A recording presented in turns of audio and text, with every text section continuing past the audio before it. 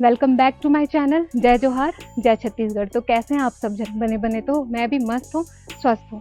आप लोगों ने देखा होगा मैं इसी स्पॉट पे वीडियो बनाती हूँ। ये जो पीछे ग्रीनरी आप लोग देख रहे हैं, ये दिखने में भी बहुत अच्छा लगता है और लोगों को भी बहुत ज़्यादा पसंद आता है। और कई लोग मुझे मैसेज करके बोलते भी हैं कि ये जगह बहुत ही प्यारा है। तो मेरा आज का वीडियो इसी टॉपिक पे होने वाला है। मैं छत्तीसगढ़ से बिलोंग करती हूँ और मुझे छत्तीसगढ़ में रहना और छत्तीसगढ़ के बारे में जानना बहुत अच्छा लगता है। और आप लोग भी मुझे बताइए, आप लोग कहाँ से बिलोंग करते हैं कमेंट सेक्शन में। तो आप लोगों ने न्यूज़ तो देखा ही होगा। न्यूज़ पे छत्तीसगढ़ के बारे में जो आजकल बताया जा रहा है, छत्तीसगढ़ के रिलेटेड जो आप लोगों को बताया जा रहा है हसदेव आर्य के बारे में। तो मैं आप लोगों को इसके बारे में छोटी सी जानकारी देना चाहूँगी, क्योंकि मैं छत्तीसगढ़ से बिलोंग करती हूँ और मुझे छत्तीसगढ़ में रहना बहुत अच्छा लगता है और छत्तीसगढ़ के बारे में जानना भी बहुत अच्छा लगता है। तो मैं इसके बारे में आप लोगों को थोड़ी सी जानकारी दूंगी। छत्तीसगढ़ का हसदेव आर्य कोरबा, सरगुजा और सूरजपुर जिलों में फैला हुआ एक बहुत बड़ा वन क्षेत्र है, जहाँ पे कई प्रकार के जीव जंतु पाए जाते हैं और आदिवासी लोग भी वहाँ निवास करते हैं। आप लोगों ने न्यूज़ में सुना होगा कि हाथी को झुंड ने कई गांवों को तबाह कर दिया, हाथी के झुंड ने फसलों को तबाह कर दिया। भाई, हम जब उनके घरों को तबाह करेंगे तो वो बेचारे कहाँ जाएंगे? हमारे घर को तबाह करने आएंगे। ऑब्वियस सी बात है, टीट फॉर टैट। छत्तीसगढ़ के हसदेव अरण्य में रहने वाले आदिवासियों की जीवन शैली उस फॉरेस्ट से चलती है। वहाँ के लोग चार पत्ता, तेंदुपत्ता, बीड़ी पत्ता, परसा फूल, महुआ और कई प्रकार की औषधियाँ जो चारक पद्धति में यूज़ में आती हैं, वो सारे चीज़ों को बेचकर अपना पालन पोषण करती हैं। तो मैं बता दूं आप लोगों को कि जो परसा का फूल होता है, छत्तीसगढ़ के लोगों को पता है परसा फूल क्या होता है।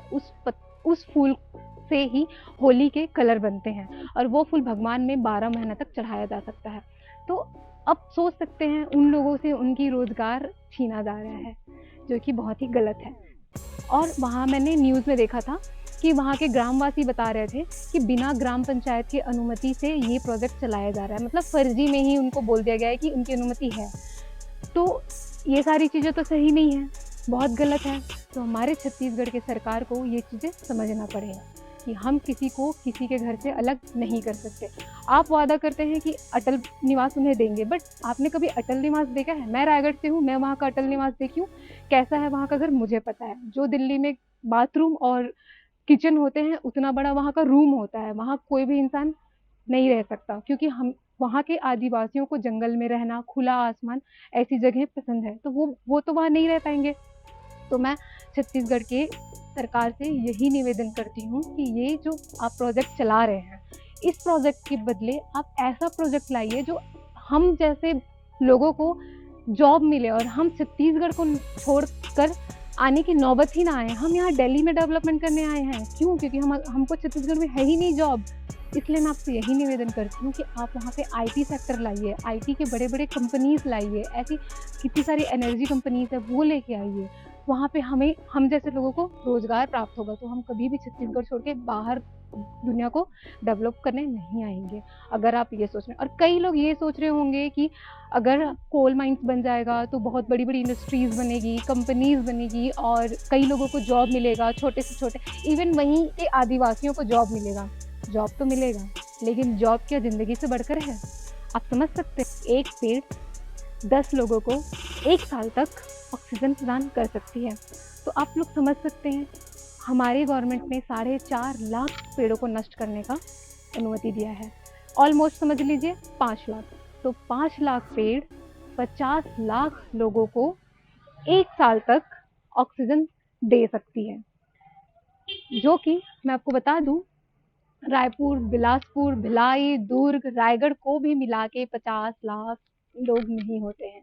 50 लाख बोलने से बहुत बड़ा होता है, बहुत बड़ी लोगों की आबादी होती है। तो आप समझ लीजिए, हम लोगों को हमारी ऑक्सीजन हमसे छीना जा रहा है। अब कुछ लोग कह रहे होंगे कि कोल माइंस आएंगी, इंडस्ट्रीज बनेगी, जॉब आएगा, सबको जॉब मिलेगा, छोटे से छोटे मजदूर से मजदूर लोगों को नौकरी मिलेगा, रोजगार मिलेगा। और वैसे भी आप लोगों ने तो न्यूज़ में देखा ही होगा, छत्तीसगढ़ में बेरोजगारों की कमी नहीं है, सब लोग रोजगार हैं, सब लोग वर्किंग है।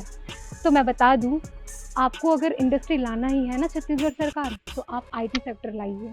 हम जैसे लोग बाहर आके बाहर को डेवलप कर रहे हैं, हम अपने छत्तीसगढ़ को डेवलप करेंगे, हम वहाँ रहकर अपने घर में रहकर अपने ही एरिया को डेवलप करेंगे।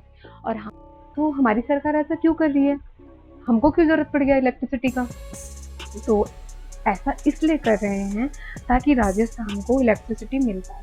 तो राजस्थान की सरकार ने हमारी सरकार से रिक्वेस्ट की थी, छत्तीसगढ़ सरकार से, कि हमें कोयला दे दो और कोयला देकर हम इलेक्ट्रिसिटी प्रोड्यूस करेंगे और हमारे राजस्थान में इलेक्ट्रिसिटी मिल जाएगी। तो मैं छत्तीसगढ़ की सरकार से रिक्वेस्ट करूंगी कि सर, हमने आपको चुना है छत्तीसगढ़ के लिए, तो आप छत्तीसगढ़ की चिंता कीजिए। और राजस्थान में तो इतनी गर्मी पड़ती है, इतना तेज धूप होता है कि वहाँ सोलार एनर्जी से भी इलेक्ट्रिसिटी प्रोड्यूस किया जाएगा। तो ये तो एक तरीके से बिजनेस ही हो गया, हम आपस में बिजनेस करना चाहते हैं। तो ये तो सरासर गलत है कि आप आदिवासियों के पेट पे लात मार के आप अपना काम निकाल रहे हैं। ये ऐसा तो नहीं होना चाहिए, क्योंकि अगर कोल माइंस अगर वहाँ बन गया तो समझ लीजिए वहाँ पे भारी बमबारी किया जाएगा, बमबारी करके वहाँ पे खनन करके कोयला निकाला जाएगा। तो उस बमबारी से इतना पॉल्यूशन आएगा कि वो पॉल्यूशन छत्तीसगढ़ के आसपास के सारे जिलों को खराब कर देगा। वहाँ के लोगों को ऐसी बीमारियों का सामना करना पड़ेगा। क्रॉनिकल ऐसी डिजीज है जिसका इलाज मतलब लाखों करोड़ों में पैसा खर्चा करने पर भी ठीक नहीं होता। तो ऐसे बीमारियों का हमें सामना करना पड़ेगा। तो ऐसा मतलब करना सही है क्या, मैं आप लोगों से पूछना चाहूंगी। छत्तीसगढ़ की सरकार को ऐसा करना चाहिए क्या? इसी कोल पॉपुलेशन की वजह से हर साल 1,20,000 प्री मैच्योर डेथ होते हैं और 2 करोड़ अस्थमा के पेशेंट्स होते हैं।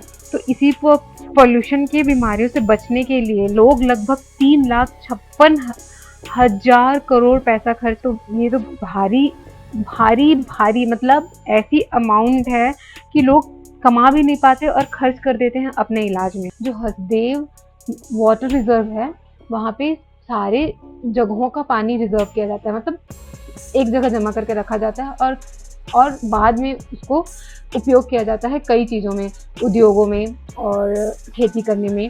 तो मैं बताना चाहती हूँ कि अगर ऐसा बमबारी किया जाएगा तो उससे वो पानी भी प्रदूषित हो जाएगा। वो पानी ना पीने लायक रहेगा, ना सिंचाई करने लायक रहेगा, ना हम कहीं उद्योगों में प्रयोग कर पाएंगे। तो अगर हम ऐसा एक चीज़ को करने के लिए, सिर्फ इलेक्ट्रिसिटी प्रोड्यूस करने के लिए, वो भी राजस्थान के लोगों को इलेक्ट्रिसिटी देने के लिए, हम अपनी धरोहर को क्यों नष्ट करें यार। आपको अगर इलेक्ट्रिसिटी प्रोड्यूस करनी है, आप सोलार एनर्जी यूज कीजिए। गर्मी, वहाँ पे इतनी गर्मी है, आप निकालिए वहाँ से, करिए आप अपना। तो छत्तीसगढ़ की सरकार को ये चीज़ों के बारे में सोचना पड़ेगा। आप अपने धरोहर को नष्ट कर रहे हैं। आप वहाँ के आदिवासी जिन्होंने आपको वोट देकर सीएम बनाया, आप उन्हीं के साथ खेल रहे हैं। मैं आपको एक चीज़ बताना चाहूँगी, मैंने न्यूज़ में देखा था 2018 में राहुल गांधी आए थे और उन्होंने ही मतलब कांग्रेस सरकार ने ऐसा कहा था कि जो हमारा हसदेव आरण्य है वो छत्तीसगढ़ को आकर्षण का एक प्रतीक है, वो हम इसे कभी नष्ट नहीं होने देंगे। तो आज ये ऐसा क्यों चलाया जा रहा है मुहिम? आप समझ सकते हैं, वहाँ के आदिवासी लोग 300 किलोमीटर चलकर रायपुर गए, रायपुर जाके अपना मतलब आवेदन डाला है कि ये जो आप कार्यक्रम चला रहे हैं, ये जो प्रोजेक्ट आप चला रहे हैं, उसको प्लीज रोक दीजिए। अब उस बारे में तो प्रोसेस चल रहा है, लेकिन जो वहाँ पे रहने वाले आदिवासी हैं, जो वहाँ पे हैं, वो अपने कुल देवता को मना रहे हैं कि भगवान कुछ कीजिए। उनके जो कुल देवता हैं बूढ़ा देव, वो उनके विनती कर रहे हैं उनसे, रात भर जग के भजन कीर्तन कर रहे हैं, रात भर जग के अपने पेड़ों की रक्षा कर रहे हैं। वो ये सोच रहे हैं बेचारे लोग कि कहीं हम रात में सो गए और ये लोग काम स्टार्ट कर दिए। एक बार काम स्टार्ट हुआ तो रुकने का तो है नहीं।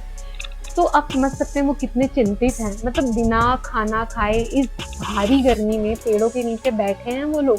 उनके बारे में सोचिए, उनको सपोर्ट कीजिए और छत्तीसगढ़ सरकार से विनती कीजिए कि ये प्रोजेक्ट को यहीं पे रोक दें। और मैं भी यही विनती करती हूँ कि इस प्रोजेक्ट को यहीं पे रोक देना चाहिए।